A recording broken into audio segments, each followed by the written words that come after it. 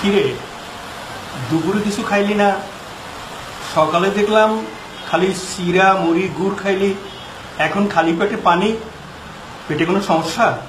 না, শুনছি ওগুলোর মধ্যে ফরমালিন নাই, এই জন্য এগুলি খাইতেছি। বেশ কয়েকদিন ধরে দেখতেছি তুই ঘরের মধ্যে বসে আসস, ব্যাপার কি? চাকরি ছাইড়া দিছস না চাকরি তোরে ছাইড়া দিছে? কোনোদিন কোনো বেআইনি কাজ করতে দেখছে না আমার। দুনিয়ার সাথে তাল মিলিয়ে চলার জন্য টুকটাক বেআইনি কাজ করতে হয়।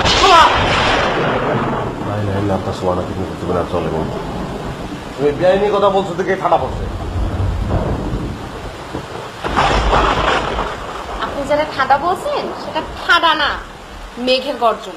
ভাইয়া তুমি একটু নর্মাল হওয়ার চেষ্টা করো। মেঘের গর্জনে যতটা না ভয় পাইছি তার চেয়ে বেশি ভয় পাইছি তোমার চিন্তা। হয়েছে আমি একলাই রং, তোমরা সবাই রাই। আইসি একলা, যাবো একলা। কালকে থেকে খাওয়ানটা ঘরে পাঠাইও, খামো একলা।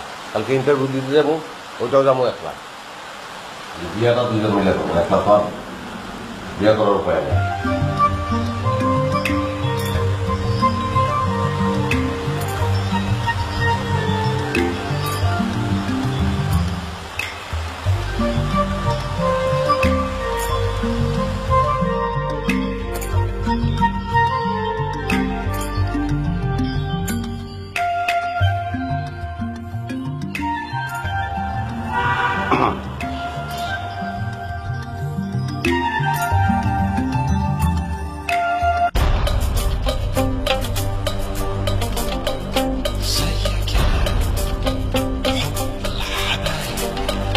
বারান্দা আসছো কেন? বারান্দা আসার দরকার কি তোমার?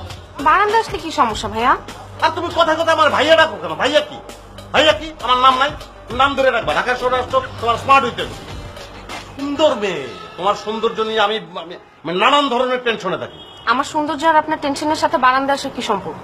ওই যে সম্পর্ক, ওই যে দাঁড়ায় দিচ্ছে, আমার টেনশন দাঁড়ায় দিচ্ছে। ওই যে শেষরামজি টাকা দিচ্ছে, চোখ দুইটা দেখো, মানে ছিটকে বেরিয়ে আসবো।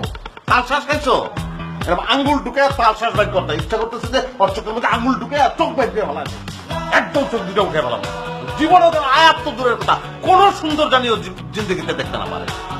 হ্যাঁ, সৌন্দর্যের দিকে তো মানুষ তাকাবে, তাই না? আপনার সমস্যা কি?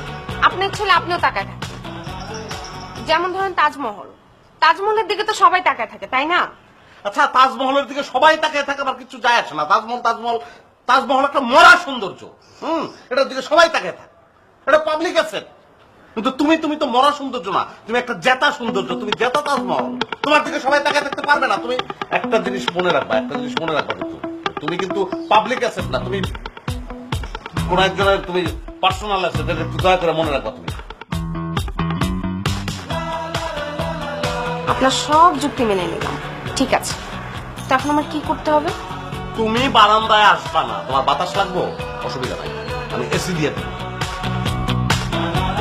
সবুজ দেখতে চাও, আমি টপ লাগাই দেবো ঘরের মধ্যে, সবুজ দেখবা, তবু বারান্দায় আসতে পারবা না। আপনার তো চাকরিই নেই, আপনি এত কিছু কিভাবে করবেন? তাছাড়া এত ঝামেলা না করে ওনাদের একটু শ্বাসে দিলেই তো হয় ভাইয়া। মানুষ আপন বাইরেও এতবার ভাইয়া করে ডাকে না। তুমি আমার ভাইয়া কেন বলো? আমার তো নাম আছে বিদ্যুৎ। বিদ্যুৎ নামটা তোমার পছন্দ না? বিদ্যুৎ তারটার ভিতর কারেন্ট দৌড়াদৌড়ি করতেছে, তুমি টের পাও না? তোমার টের পাওয়া উচিত। চলো। কই যাবেন?